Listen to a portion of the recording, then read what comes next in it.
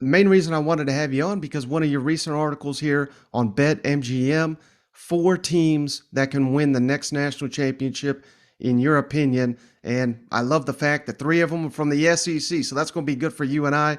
Alabama, Georgia, Texas A&M, and Ohio State. Let's just focus on the three SEC teams.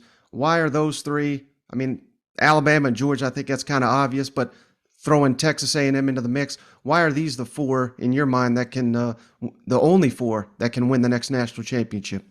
Well, I think we've learned in modern college football. Excuse me, I'm choked up about this. I think we've learned in modern college football that you have to have a certain level of athlete to win a college football national championship, and it's not just like your top 5% or 10% or 30%. Like you need 60, 70% of your roster needs to be blue chippers. They need to be 4 and 5 star players. And really, to win the national championship, which part of that, the point of that article that you're referencing is, I think there's way more teams that can get into the playoff than anyone ever gives sort of college football credit. I think 40, 50, 60 teams could be considered quote unquote contenders to get into the playoff. The question is how many could actually win 2 games Mm-hmm. against teams of Alabama's caliber. And I'll just use Alabama as like a stand in here. But that's what you have to do. Michigan, if you wanted to win a title, Michigan would have to have beaten Georgia and Alabama in back-to-back games on top of beating Ohio State at the end of the regular season. How many teams can do that? And to do that, you have to have elite athletes. You probably also have to have elite coaching to some degree. You probably need a star quarterback. Like you need all these different pieces. And which teams, to me, and I sort of like threw out all the metrics, and I just, whether it's an advanced metric or an ancient metric, and I just said, what teams have the best combination of athletes and coaching? Mm-hmm. And obviously, to your point, Alabama, Georgia sort of goes without saying. I think Ohio State's in that mix because of their talent and because of their path and because they dominate the Big Ten and their coaching staff is excellent. They got a great quarterback. I think A&M is the one that people sort of raise their eyebrows at, but that's 4 consecutive top 8 recruiting classes. 3 of those 4 have been in the top, I think, 6 or 5, and obviously the best class in America ever assembled this past year. We've seen Jimbo Fisher win a championship with a young, highly touted quarterback surrounded by an extraordinarily talented roster. I don't think I'm picking them to beat Alabama, win the division, but we just saw A&M 2 years ago go 11-1 and almost get into the playoff as the number 5 rated team in America at the end of the year. Could they be the 4th rated team and be 11-1, not even win the division and get in? Absolutely.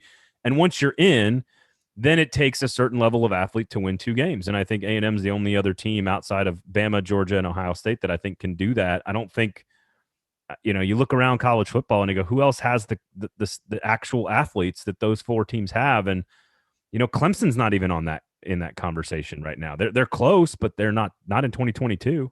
Mm-hmm. And no reservations whatsoever that Jimbo, has what it takes to do that. I mean, I know he won a national championship at Florida State, and like you said, they had a hell of a year 2 seasons ago. But it's kind of hard for me to look at last season and not think that was now there's circumstances, of course, but losing to both the Mississippi schools, that LSU game was inexcusable. Arkansas, I mean, losses are starting to mount that shouldn't be there for the Aggies. College football is a funny game. The LSU one, you're completely right on. But at that point, the expectations in the season is, I don't want to say it's over, but like everything they wanted was already sort of lost at that point. First of all, you had the greatest Ole Miss team in the history of regular season Ole Miss football. So it's the best Ole Miss team ever. So you have to sort of kind of point to that. And I think the circumstances should not be overlooked that you lose your starting quarterback 2 passes into week 2 and he never comes back and plays a game. And with all due respect to Zach Calzada and that one amazing night in College Station against Alabama, he really wasn't all that good. And I don't know why people think he's going to be a savior at Auburn. Frankly, I don't understand that. I think he's a average to below average, backup SEC quarterback. So I think, that sort of took the wind out of their sails. Some of there's no question it's a fair, critique of Jimbo's, but again, 5th in the nation 2 years ago, clearly recruiting at a level that only Alabama and Georgia can really claim that they're on the same level with them. And we've seen him win a national title before. Like, I don't know how long he stays at A&M. I don't know how hard it is to work for him or play for him. I don't know if he needs to evolve the offense eventually and maybe run some form of tempo.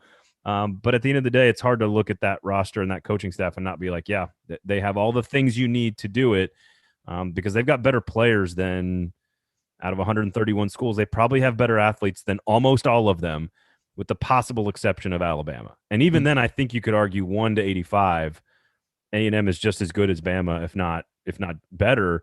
The difference being Bryce Young at the number 1 slot there, Right. probably being significantly better than anything A&M's got.